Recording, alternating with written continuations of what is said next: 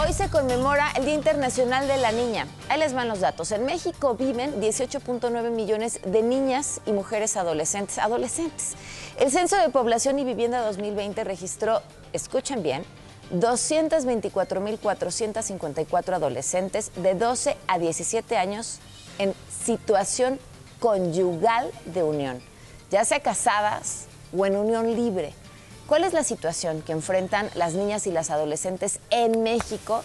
Le agradecemos muchísimo a Tania Ramírez, directora de la Red por los Derechos de la Infancia en México, que nos acompañe. ¿Cómo estás, Tania? Bienvenida. Muy buen día, Bienvenida. muchas gracias. Gracias a ustedes por el espacio. Además de los datos de las casadas, que me parece terrible, ¿cuál es el panorama? Es tremendo. Digamos que el panorama para las niñas y las adolescentes, imagínense una toxicidad doble de machismo y adultocentrismo.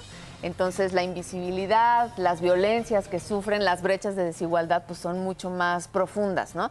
Y se expresan en violencia, en comercialización, que son titulares de derechos, ¿no? Y titulares de derechos quiere decir que todo el mundo se tiene que poner en acción, no nada más la escuela, no nada más el DIF, sino todo el Estado mexicano tiene que ponerse las pilas para garantizar que crezcan en igualdad de oportunidades. Ante esta realidad tan oscura que se está viviendo, ¿cuál crees tú que sería el primer paso que podemos dar? El primer paso para empezar por algo, ¿no? Hay un primer paso que se tiene que expresar en la sociedad y otro en el Estado.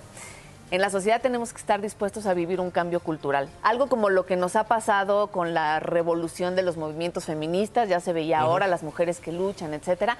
Darnos cuenta de que las mujeres, y que esto quiere decir las niñas y las adolescentes, tienen derechos, es algo que tenemos que empezar a aprender. Les aseguro que si salimos a hacer una encuesta a pie de calle, la gente no sabría qué responder al hecho de si las niñas y las adolescentes tienen derechos. Entonces ese es el primer paso cultural. Okay. Y el primer paso a nivel de las instituciones es reconocer pues el marco legal y el marco institucional que ya tenemos, que hoy por hoy ya garantiza mecanismos para que los derechos de las niñas estén protegidas, con un CIPINA como Sistema Integral de Protección de Derechos, que tendría que estar mejor reconocido, mejor respaldado, con mejores presupuestos, para que las niñas y las adolescentes sean prioridad para todas las instituciones públicas, ¿no?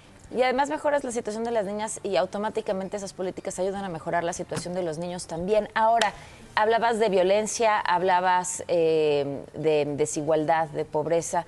¿Qué pasa con el tema educativo?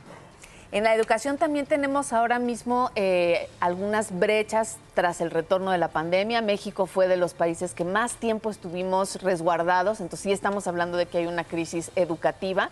Y si eso incluso lo conjuntamos con datos que nos hablan de trabajo infantil, hay muchas niñas y adolescentes que tuvieron que abandonar los estudios para enfrentar pues, la pauperización de las economías familiares, ¿no? La cantidad de niños ocupados según la ENTI, la Encuesta Nacional de Trabajo Infantil, era del 30%, cerca del 30% de la niñez entre 5 y 17 años. Entonces, estos datos de pobreza, junto con una crisis educativa, pues obviamente las orilla a enfrentar, bueno, a tomar trabajos. Esto no debe ser criminalizado, la explotación de estas niñas y estas adolescentes sí, pero por supuesto tenemos que mirarlo de una forma integral y saber que mantener a las niñas en las escuelas el mayor tiempo posible hace que su trayectoria de vida sea menos adversa, que el piso sea menos pegajoso y que el techo ya no sea ese techo de cristal. Tania, muchas gracias por la visita y pues bueno, manos a la obra. Manos a la obra, a pensar y a hacer por las niñas y las adolescentes hoy, que son niñas poderosas. Muchas gracias. A ustedes, Gracias. buen día.